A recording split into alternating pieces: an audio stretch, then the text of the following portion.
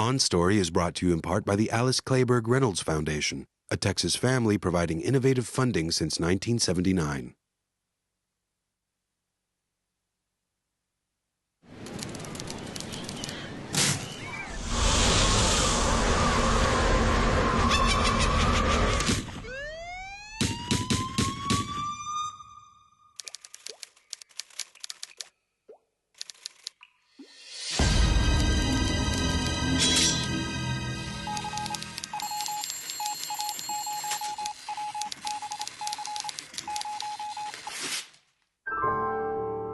On Story, presented by Austin Film Festival, a look inside the creative process from today's leading writers and directors. This week's On Story, a conversation with He's Just Not That Into You writer Abby Cohn, Safe Haven's Dana Stevens, Going the Distance screenwriter Jeff Latulippe, and Never Been Kissed's Mark Silverstein.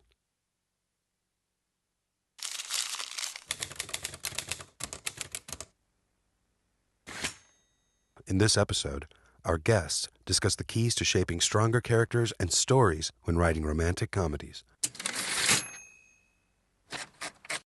These are kind of almost fairy tale mythic paradigms, but the comedy piece, I think, comes from total commitment and realism. What's really funny is when the stakes are high and you're in a situation that's very real to you, like a long-distance relationship that everybody can relate to. He's the gorgeous guy and she's the, not so gorgeous girl, and the gorgeous guy turns around and picks her. That's the mythical paradigm. Romantic comedies tend to be like almost a four-letter word for me, and I really wanted to make sure that I got the comedy part in first, and so I've always told people that I wrote a comedy about a romance. To me, the romantic component of it just came straight from life. And the idea comes first, yeah. I think, not the romance or the comedy, but just the story. The story, Well, but it would be, I would even phrase it more like relationship comedies. That's what we look at. So the relationship is the story, whatever the relationship is. Sometimes it's romantic. Most of the time, it's more about a relationship and sort of awkwardness and But I think usually not romance at all. I think a lot of people feel like, what if I could go back and do it over again? I would do so much better, but then in fact you're the same dork that you always were.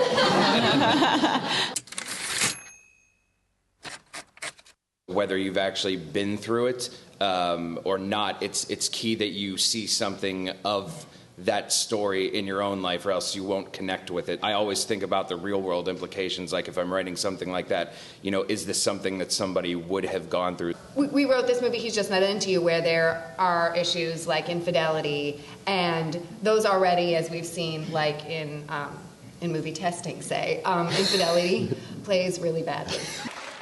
It's not Dana. Is that you? Is that your... Just kidding. Get in the closet. Get in the closet. What? Just go in the closet just for a second. Just for a second. That? I keep telling Dana to get that damn lock fixed. So I think that when we're working with already from a deficit, we know that people are going to have issues with this guy, having a guy right there and trying to make it into a real guy. So it's not just the hated guy who cheated, but it's like a real guy. And I think part of the failings of a lot of romantic comedies are, stereotypical one-dimensional characters.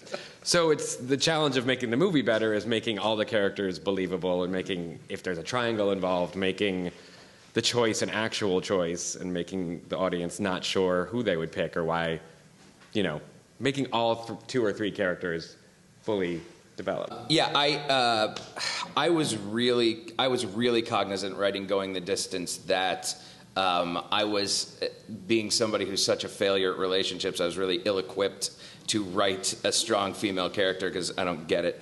And so I think that being hyper-vigilant about that made me think in more real-world terms about the people that I dated. And so there's, for the two of you in this room that may have seen the movie, there's a scene at the beginning where Drew Barrymore is playing Centipede, and Justin Long kind of steps in front of her and it pisses her off, and that's actually how they meet.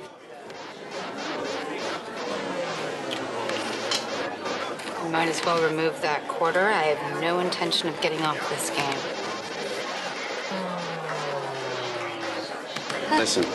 Oh my God! And I actually drew that from, an ex-girlfriend that I had who would play Centipede. Like, we would go to this bar arcade in Los Angeles specifically so she could do that. And if I talked to her, it was like I was this close to getting castrated. And then there's a scene later in the movie where, Drew thinks Justin has cheated on her, and we do a little twist, and it turns out that the girl that's in the apartment is there with Charlie Day. And I think it goes back to what they were saying, I think that infidelity in movies and romantic comedies especially has become such a lame trope that, there's something to be celebrated about people who don't cheat, and you just don't see it very much. And so I wanted to give a little twist to that.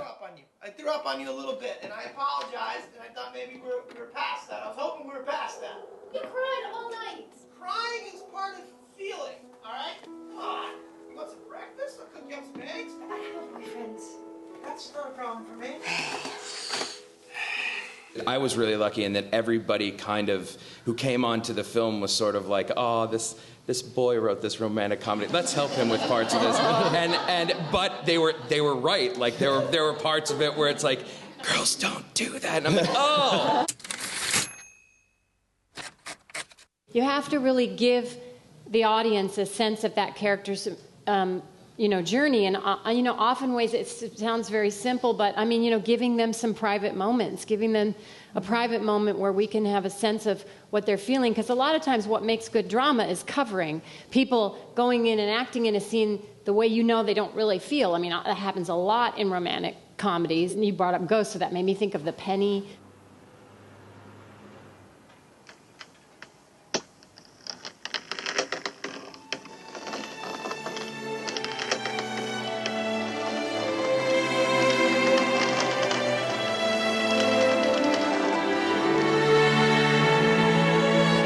But it's often just a small moment between the characters. What I do think about is wanting to have like a seminal moment in a movie like this. Like, if you looked back and there was one moment that was like, that was my relationship, I always think about how I want to have a couple of those.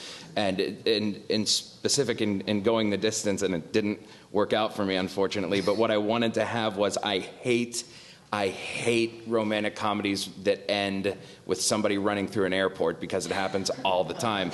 And so all I could think of is, I want to have a running through the airport moment, and I want to have it in like the middle of the movie, and then I want to have it blow up. And so I wrote this scene where Justin drops Drew off at the airport, and then he decides, like, nah, I can't leave her without saying goodbye, and he jumps out of his car, and he knows he's leaving it in a tow-away zone, but he has like a conversation with one of the cops there, and he's like, no, go inside.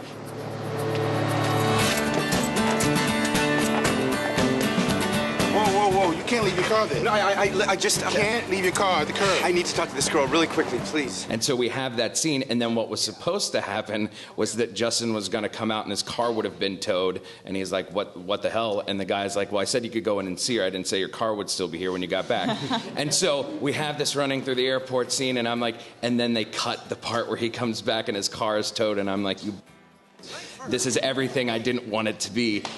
What are you doing here? Okay, that sucked. I know. God. That was terrible. That was terrible. I can't end it like this. Neither can I. There's a terrific movie out there right now called Sleepwalk with Me by Mike Birbiglia. I went to the premiere. Well, it was kind of sort of a premiere, but it had like a Q&A after. And Mike told this story, which was so fascinating to me, because he said this same thing, that, when people were seeing the movie in a test audience, they did not like him, his own character. He said, so I added this one stupid little scene, to satisfy them, and boom, my scores went way up.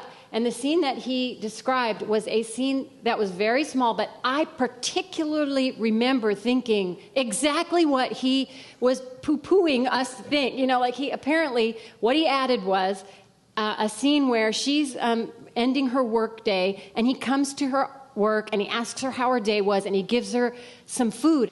And I remember when I was watching the movie, it was quite early, I thought, oh, that's interesting.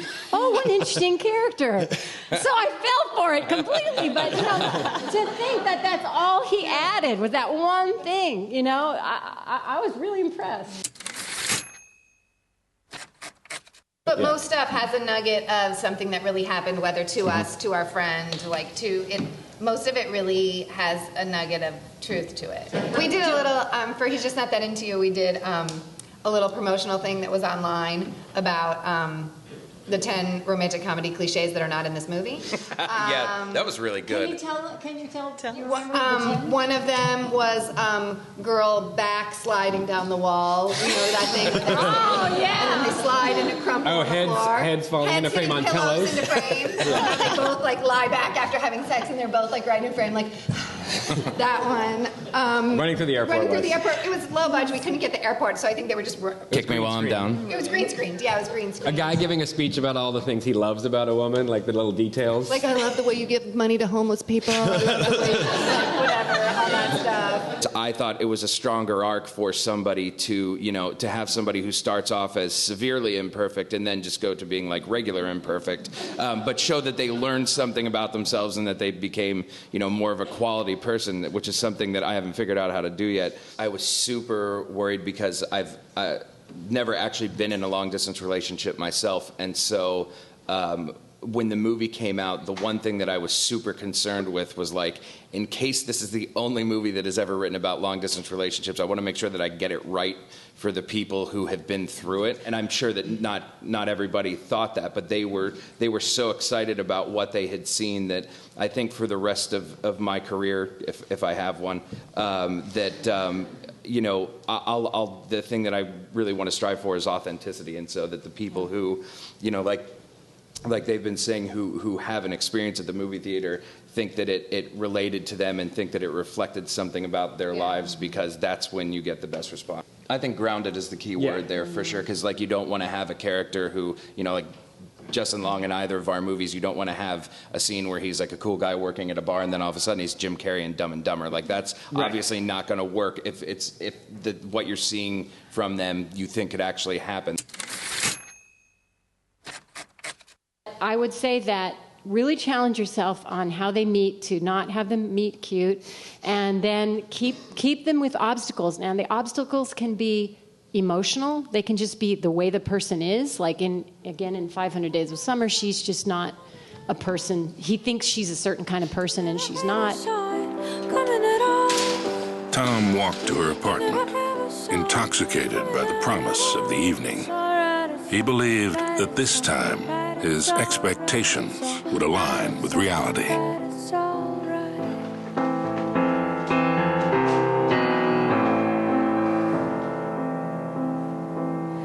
Hey, open wide your comes, original sin. Hey, open wide your comes, original sin. Hey, open wide your comes, original sin. Your tie. So there's a lot of, you know, just psychological obstacles. And then, of course, you can have real obstacles, like somebody's married, or they live on the other side of the country, or, you know, I think you probably have to have a mix of both.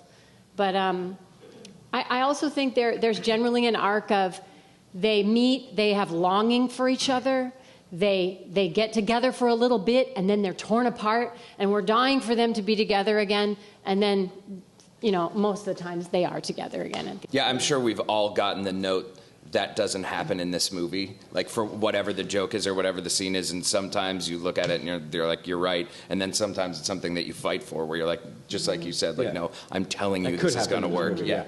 But I do think a lot of it is, you know, we're just creating a blueprint. A lot of what you see as tone is execution dependent, and Absolutely.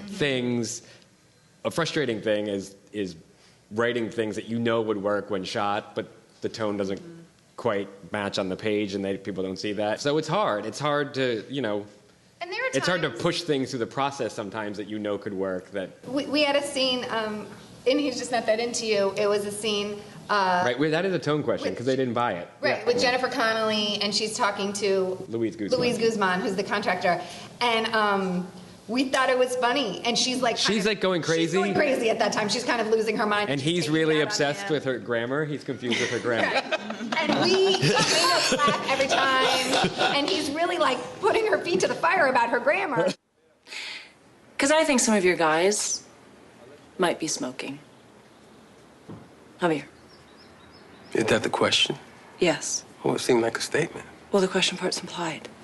Oh, I really didn't hear it in the inflection. Javier, have you guys been smoking? Or not? No, man, my guys, they don't smoke on the job site. They're good guys. Are you sure you guys haven't been sneaking around here? And smoking? And lying to me? And smoking?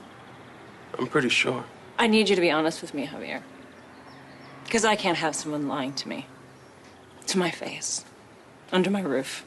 On my time.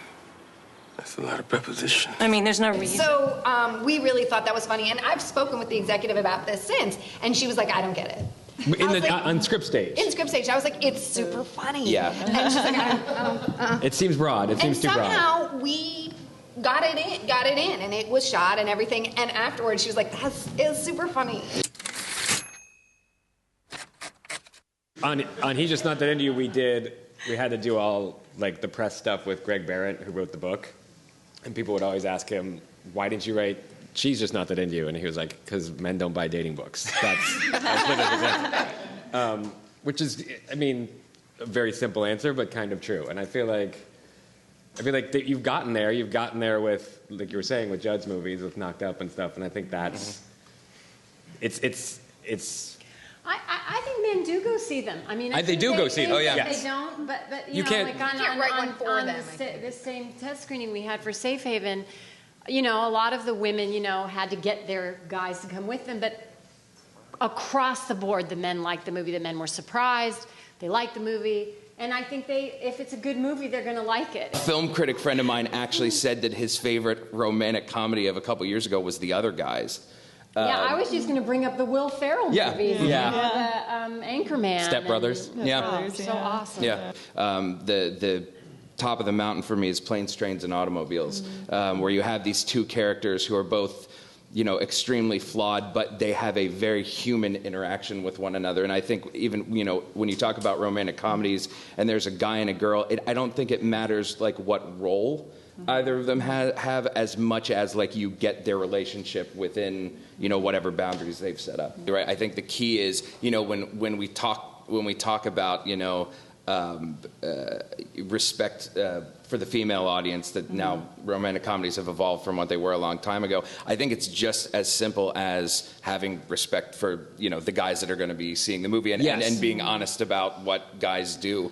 I think the only way to write a male romantic comedy, and I talked about it just a couple minutes ago, is like Planes, Trains, and Automobiles. That is a male romantic comedy. I really just want people to really get into the experience. I love, you know, more than anything, I want you to lose yourself, and I want you to, whether you're sad or happy at the end, I want you to feel like you've kind of had this wonderful sort of cathartic ride. And it's all about sort of getting people to feel, for me. And it you know, I'm not talking about crying only, just, you know, feel something powerful for the movie.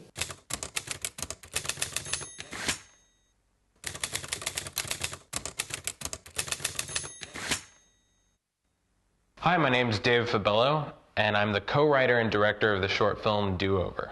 The idea for Do-Over just came from, you know, situations I would find myself in just in my life where I'd make a mistake either on a date, most of the time on a date. The most challenging thing about shooting Do-Over was shooting nights. When you're shooting a comedy, you're trying to keep everything fresh. And so at, you know, 3, 4 in the morning, you start to, you know, lose that energy that you started the day with. I hope when an audience finishes watching Do-Over, you know, I hope they've had a great time, had a few laughs, and I hope they realize that I'm the most promising, up-and-coming American filmmaker of the 21st century. Are you sure you want to say that? Oh, that... Can I get a do-over?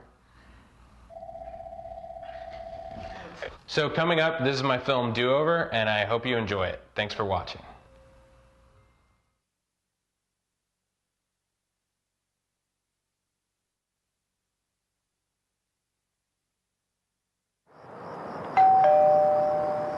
Introduce yourself, then give her the flowers, then compliment the shoes. Compliment the shoes.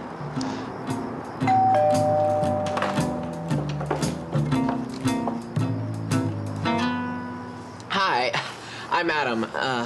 Gina told me so much about you. These flowers are for you. Oh no, you hate flowers. No, they're beautiful. Actually, it's just I'm allergic to sunflowers really bad. Like, really bad. Like Macaulay Culkin at the end of My Girl bad. Oh, sorry. Spoiler alert. Let's take this whole thing from the top again. What? Do you think I could maybe get a do-over? A do-over? Yeah, a do-over. Step inside. Oh.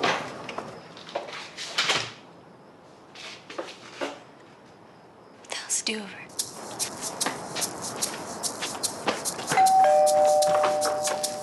Hi, I'm Adam. Gina told me so much about you. These less deadly flowers are for you. Yeah. Wow. Oh my gosh, thank you so much. Actually, nobody's ever brought me a bouquet of flowers, much less two. Yeah, Gina was right. You are so much more considerate than We all need of us. another do-over. What? Why? The sunflower was the signature piece of the arrangement. I don't want to go down in history as the first guy who brought you flowers, and these are what you think No, of. that's okay. I like them. You deserve a proper bouquet. And it's okay. Anyways, I might have been exaggerating. I've definitely been given a bouquet of flowers do-over. before. I mean, just do-over. Come on. Okay. Hi, I'm Adam. Gina told me so much about you. This is for you. I don't know if the flowers actually come in a bucket, but if you wanted, we could probably find you a really nice bucket. Okay, so can we go now? Yes, but I'd much rather give you something that you can enjoy right away. So if you'll bear with just one more do-over. Do-over? Do-over. Hi, I'm Adam. Gina told me so much about you. This is for you. You changed clothes. Oh, yeah. It took me a couple of do-overs to realize this, but we weren't really matching stylistically. As you can see, I've gone for a smart casual look to coincide with your, whatever look. Wait. That came out wrong. Geez. You're obviously a vision of loveliness. Do-over. Hi, I'm Adam. Gina told me so much. Hi, Nana. Do-over. Hi, I'm Madam. Gina told me so... Did I just say Madam? Do-over. I don't know why I'm sweating so much. Hi, I'm Madam. Again? Do-over! Hi, I'm Sarah. Adam. Do-over. Hi, I'm Madam. Come on! Really? Can we stop now? Hi, I'm Adam. Who keeps ringing that damn bell? It's my date. Well, how many dates do you got? Well, he keeps asking for a do-over. A do-over? Is that kind of like a mulligan? Dad. We have a do-over at this juncture is self-explanatory. Yeah, okay. Hi, I'm Adam. Gina told me so much about you. This is for you. Who doesn't like cake? What's wrong? It's fine. It's nothing. It's great. You're right. I mean, who doesn't like cake? No, really, just tell me. What is it? We definitely have it Clearly, after dinner. there's something wrong. What is it? It's okay. I can It's take fine. it. Just tell me. It's Sarah with an H. With an H? Hi, I'm Adam. Gina told me so much about you. This little guy is for you. Adam, what are you doing? Trying to find the right balance between grand gesture and icebreaker. Adam, this is too much. Do-over.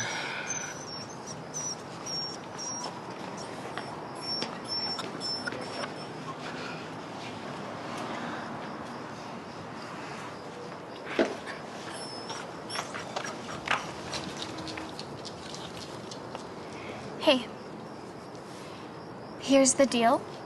you're kind of freaking me out with all this stuff. You know, the puppy, the cake. Oh, God, whose dog is this? That's all way too much. But why don't we just let this be whatever it's gonna be, you know? No more do-overs. You're right. No more do-overs. Done with the do-overs. Do-overs are done with. I promise. Adam. Done. Shall we? Introduce yourself, then look at the flowers, then compliment the shoes. Compliment the shoes! Did you say something? Nice shoes. You don't usually see black shoes in a brown dress. Adam, do you think maybe I could get a do-over? A do-over? Do-over!